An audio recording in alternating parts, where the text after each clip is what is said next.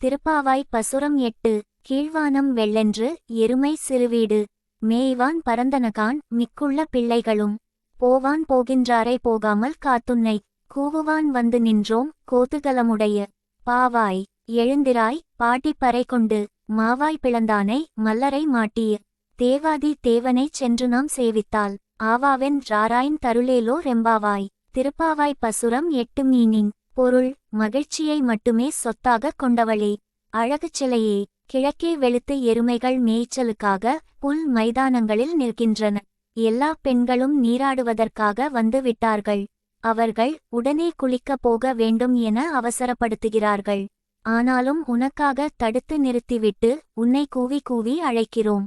கேசி என்னும் அரக்கன் குதிரை வடிவில் வந்தபோது அதன் வாயை பிளந்து கொன்றவனும், கம்சனால் அனுப்பப்பட்ட முஷ்டிகர் உள்ளிட்ட மல்லர்களை வென்றவனும், தேவாதி தேவனுமான கிருஷ்ணனை நாம் வணங்கினால் அவன் ஆ என்று அலறிக்கொண்டு நமக்கு அருள் தருவான்.